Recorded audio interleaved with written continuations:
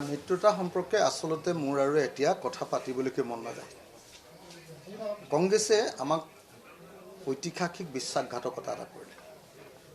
2021তো অকল 8খন সিটৰ কাৰণে বুজাবুজি হৈছিলে, তাৰপিছত ইলেকশ্যনৰ সময়ত লাঠ মাৰি দিলে, আৰু 2026তো এইবাৰ নিৰ্বাচনতো মাত্ৰ 15খন আসনৰ কাৰণে কথাবাৰ্তা হৈছিলে, তাৰে 13খন এৰি দিছিলে। এখন সিটক লৈ অলপ লাগি আছিলে, 13খনৰ ভিতৰতে ঢিঙক লৈ তেওঁলোকে বন্ধুত্বমূলক দিছিলে। আমি কৈছিলোঁ এইটো আমাক ফুল দি দিয়ক। এতিয়া আকৌ কংগ্ৰেছে গৌৰৱ গগৈ, দেৱব্ৰত শইকীয়া, ৰকিবুল হুছেইনতে কি কৰিছে, এতিয়া আমাক ঢিংটোতো নিদিয়েই, ৰঙানদী সমষ্টিটো কাঢ়ি লৈ গৈছে।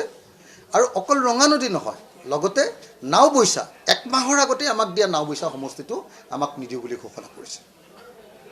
গতিকে এইটো স্পষ্ট যে মোক আপোনালোকে এলায়েন্সৰ কথা সুধিলে একোৱেই নাপাব। এলায়েন্সৰ লগত লাগি মই মোৰ জীৱনটো মোটামুটি বৰবাদ কৰি দিলোঁ। আমাৰ দলটোৰ বহু ক্ষতিৰ সন্মুখীন হ'ল।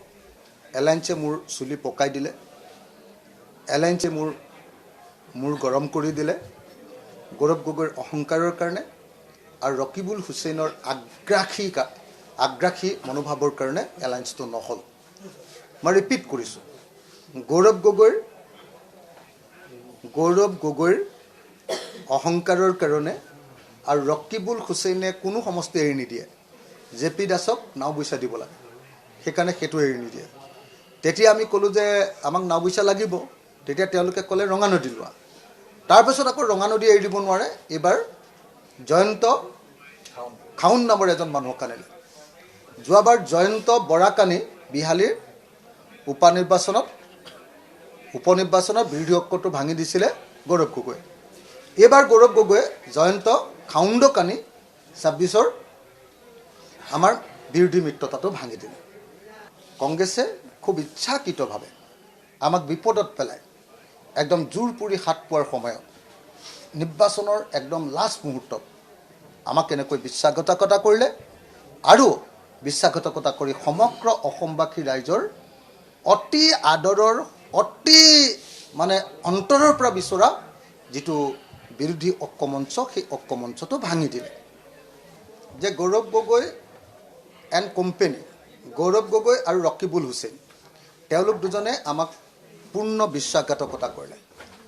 ৰকিবুল হুছেইনৰ কাৰণে মই 44খন সভা অনুষ্ঠিত কৰিছিলোঁ ধুবুৰীত। 44খন মিটিং কৰাৰ পাছত ৰকিবুল হুছেইন 10 লাখ নে 12 লাখ ভোটত জিকিছিলে।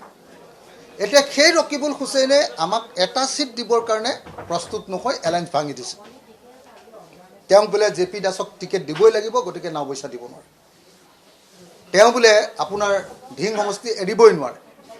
এনেকৈ আমি দেখিবলৈ পালোঁ যে ৰকিবুল হুছেইনে আমাক বিশ্বাসঘাতকতা কৰিলে, গৌৰৱ গগৈ আমাক বিশ্বাসঘাতকতা কৰিলে। কিন্তু যদিও কংগ্ৰেছে আমাক বিশ্বাসঘাতকতা কৰিছে, আমিও আজি বিজেপিৰ বিৰুদ্ধে সমানে যুঁজ কৰিবলৈ প্ৰস্তুত।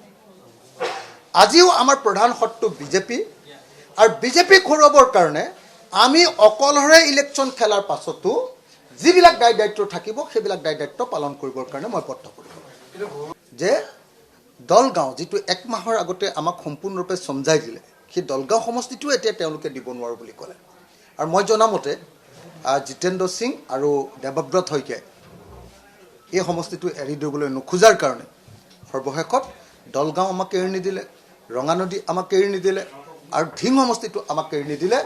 আৰু আগতে কেৱল ঢিং এৰি নিদিওঁ বুলি কৈ তাৰপাছত আকৌ যেতিয়া এই দুটাও নিদিওঁ, অতিৰিক্ত আৰু 2টা, অৰ্থাৎ 3টা সমষ্টি নিদিওঁ বুলি ক'লে, তেতিয়া আমাৰ হৈ কথা পাতি থকা দিল্লীৰ এজন প্ৰখ্যাত সমাজকৰ্মী, প্ৰখ্যাত বুদ্ধিজীৱী, মোৰ বন্ধু এজনে সেই আলোচনাত বহিছিলে, কংগ্ৰেছৰ সৈতে দিল্লীত উচ্চস্তৰীয় বৈঠকত বহিছিলে, আৰু তেওঁ তেতিয়া নিজেই কৈ দিলে যে ৰাইজৰ দলক এই প্ৰস্তাৱটো দিয়াটো মোৰ পক্ষে কেতিয়াও সম্ভৱপৰ নহয়, কাৰণ কালিলৈকে এটা সমষ্টিক লৈ আপোনালোকে এৰি নিদি এলায়েন্সটো ভাঙি আছিলে, আজি আৰু নতুন 2টা সমষ্টি এৰি নিদি আপোনালোকে তেওঁলোকক বিশ্বাসঘাতকতা কৰিছে।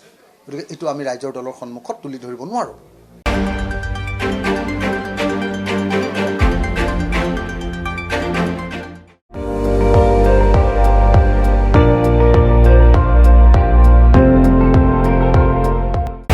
আপুনি চাই আছে ND24 সৰ্বশ্ৰেষ্ঠ নহয়, সৰ্বোত্তমৰ দৌৰত।